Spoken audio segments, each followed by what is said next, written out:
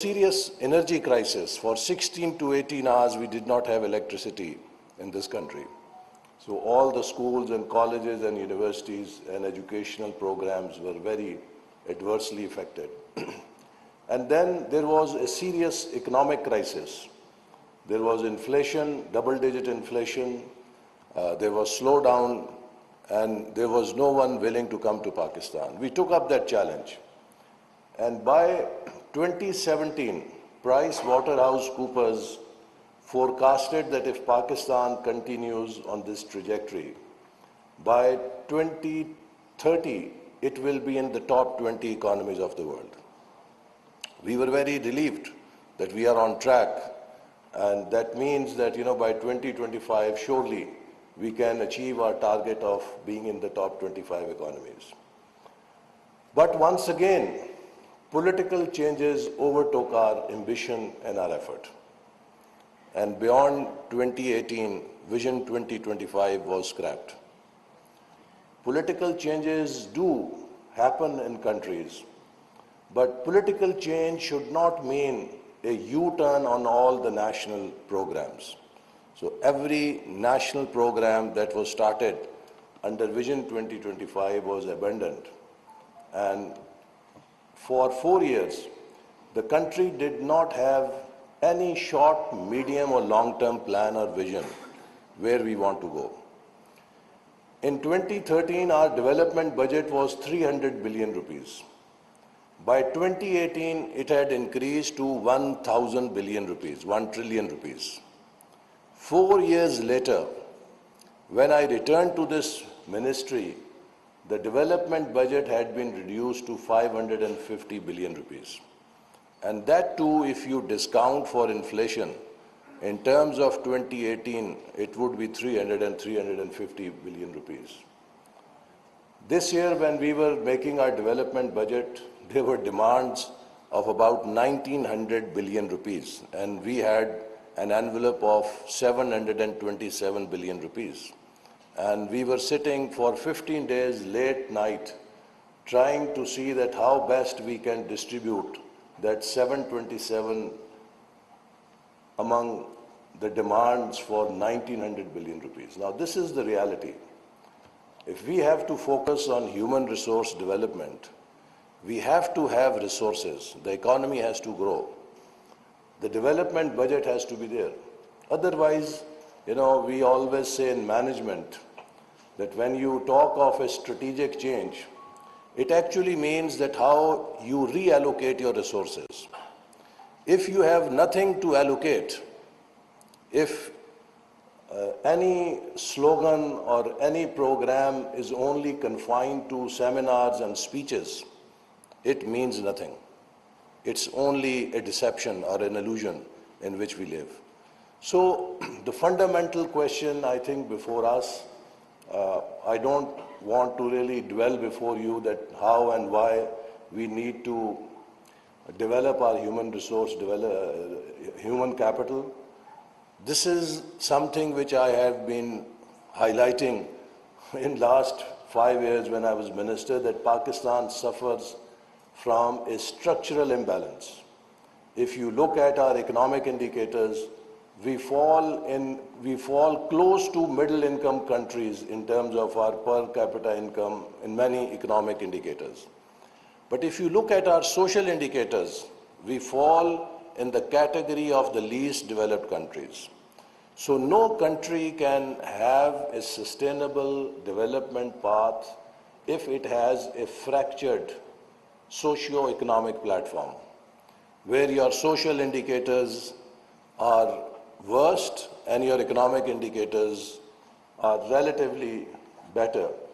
We have to have a balanced socio-economic platform if we want to have a stable, sustained growth path, which means our social indicators must also match our economic indicators. Now, to do that, we have to invest resources. Right now, we are caught in a big economic crisis. And I would certainly indulge or request Vice President of the World Bank to put in a word to their cousin across the street, that they should be a little more considerate for a country that has had a $30 billion hit for climate disaster. We are being asked to implement a contract or an agreement that was signed before $30 billion disaster. You know, if you sign any contract in the world, there is a clause for force majeure, that if there is a calamity, if there is some unforeseen circumstances, you always try to have a relook at the contract and see that how can you best incorporate, or how can you best deal with the cost of this disaster or calamity. Pakistan has still fulfilled all the conditionalities of that contract which relates to pre-disaster age, and yet we are still waiting for the nod, and that brings more uncertainty in the markets, that creates more challenges for the economy. So we need to have a stable economy, we need to pursue a growth path.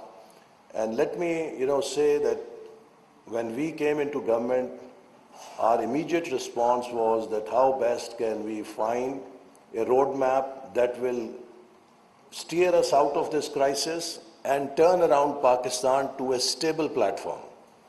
And through a collective consultation of country's top political, business, social leadership, civil society leadership, we had a consultation under Turnaround Pakistan Summit, and we have now developed a 5 E's framework that we feel that in next 2 to 3 years we need to pursue vigorously in order to create that stable platform from which we can have a bigger or a greater plunge into future, whether it is Vision 2047 or it is Vision 2035.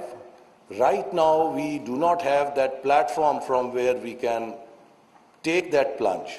So this 5 E's platform, we hope, if we pursue it rigorously in 2 to 3 years, can give us a stable platform to take that plunge into future. The first E for us is exports. Why Pakistan is in terrible situation today?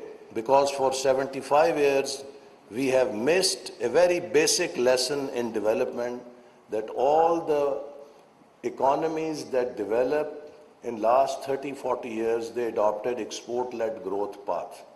And we stuck to the import substitution path, which someone taught us maybe from Washington or wherever in 60s. So that remained very close to our heart, and we did not look at export as a growth strategy.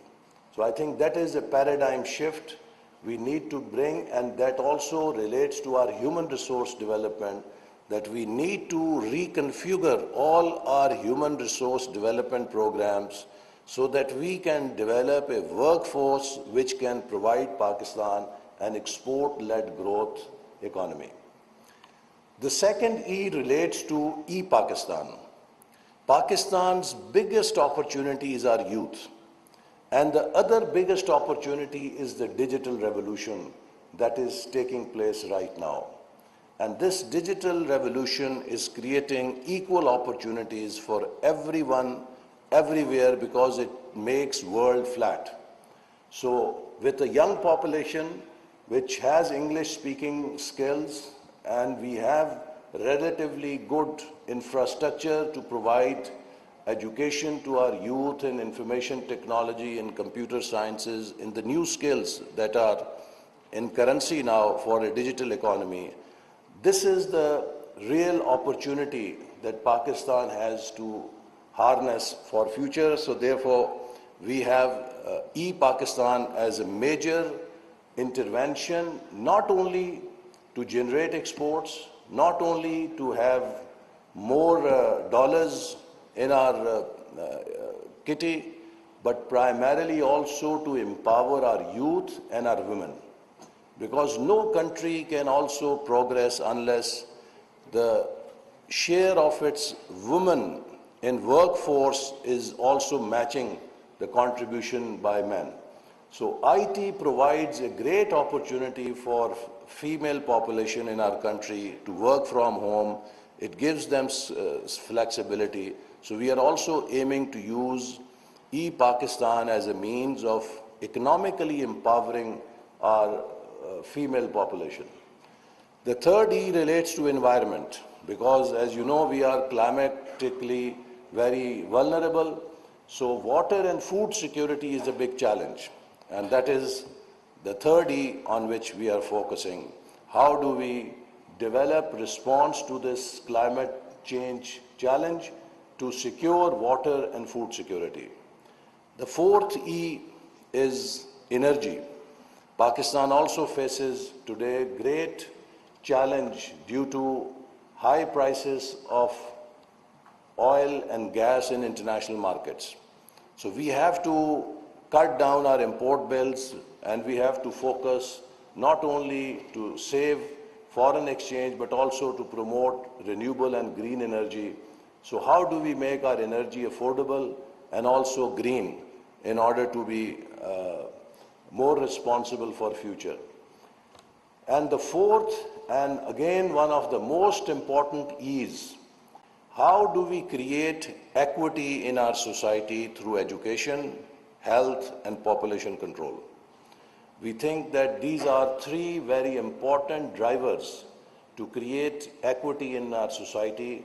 We cannot afford this new development paradigm, which is based on technology, which is very capital intensive, to create more divide in the country. So government has to take a very proactive role to make sure that we are focused on creating equity in society. We uplift the most vulnerable people, groups, and regions to mainstream them and give them requisite education, requisite health, and requisite livelihood opportunities so that they can also get benefits of the new development or progress.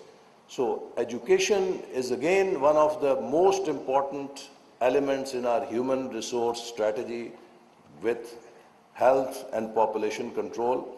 And these three, as I said, are major drivers for us to create equity. We actually conducted a study in 2016-17 with UNDP, which for the first time plotted poverty in Pakistan at district level. So we have also started a major program this year to target 20 poorest districts of Pakistan and mainstream them in next 5 to 7 years. And out of these 20, 11 districts fall in Balochistan, 5 I think fall in interior Sindh, there are 3 are in KP and 1 in Punjab.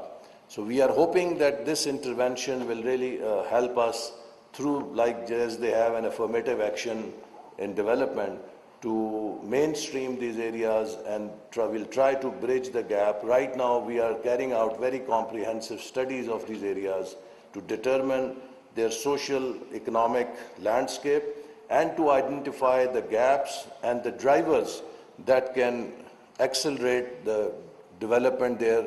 What are those critical gaps, whether it is education, it is connectivity, it is energy, what is it that can really fast track their development?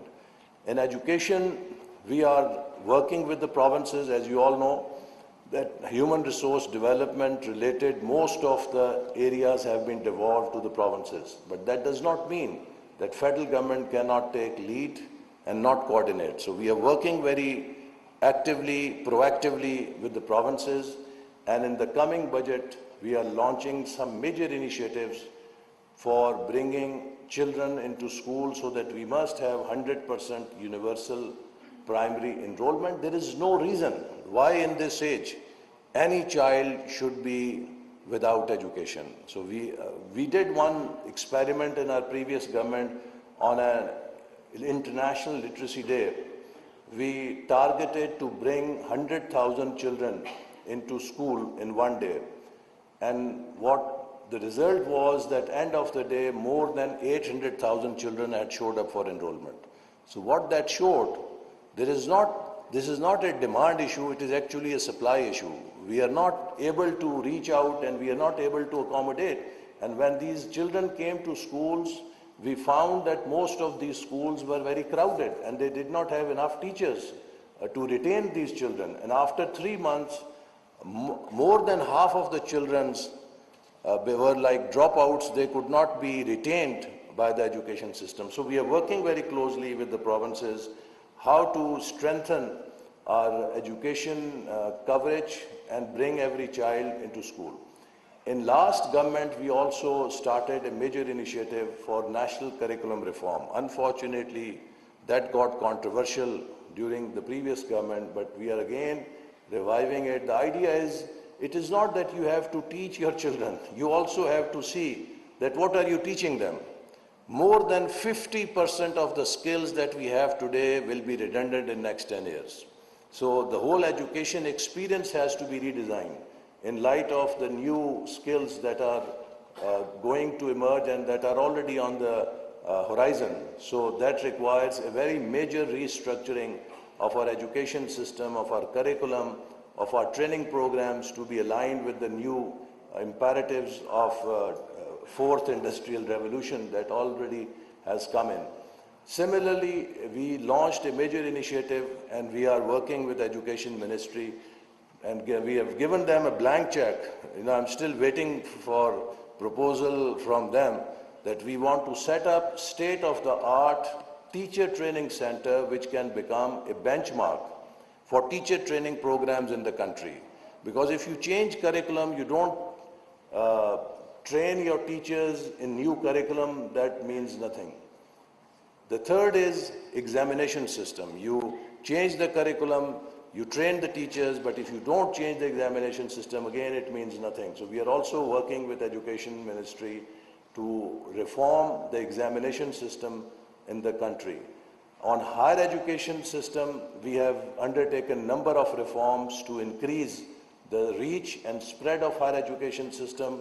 We want each child, each young boy and girl, regardless of where he or she is, to have access to minimum higher education system. So we are now setting up a two-league system, a national league of universities, which will provide access to each and every young boy and girl who has the merit to or has the desire to achieve higher education, and then a premier league of 12, 15 universities which shall be developed to be in the top 100 universities of Asia. So this is a very mega effort that we are going to pursue over the next 5 years to revolutionize our higher education system. We have asked Higher Education Commission to train each and every student, regardless of whether he or she studies philosophy or science or literature. Every student in our university must have a course in entrepreneurship and exports, so that we give them an orientation towards job creation, not to be a job seeker, and they should all be looking towards starting their own businesses. Similarly, in higher education, we are trying to develop a critical mass of our human resource, which will then become master trainers for our education system. We have launched US-Pakistan Knowledge Corridor, in which we have offered 10,000 PhD scholarships over 10 years to brightest and the best young Pakistanis to go to US, get best education, come back and develop our education system. Recently, in this 75th independence anniversary, we offered 75 scholarships to our youth, to whoever is able to get admission in the top 25 universities of the world was eligible to get that PhD scholarship at government cost. So number of initiatives are in pipeline. We have already started, but as I said, the most important thing is how do we retrain our youth for the new skills. And that means moving our education system away from degree-based system to a skill-based system. And for that, we have recently set up a national task force for human development and skill development, in which we have assembled all experts from the private sector and the government, and this task force will, within 1 month, give us a roadmap that what new skills and what changes in our human resource development programs we need to pursue so that we can keep our efforts aligned with the new emerging challenges. And I think this report is very timely, that it will provide us a lot of useful information for developing this roadmap. So I can go on and on, but let me stop here. And I think the fundamental challenge for us is not new knowledge. All the knowledge is known. I think the real challenge is in implementation. We all need to have that sense of urgency and sense of action, so that now it is time that we cannot further delay to ignore our human resource, because in this age and in this time, it is not the muscle power that will take any nation forward. It is the brain power that will take nations forward, and we need to truly harness the brain power of our youth and of our population. Pakistan Zindabad. वफाकी वज़ीर तरक्की मनसूबाबंदी अहसन इकबाल तकरीब से खिताब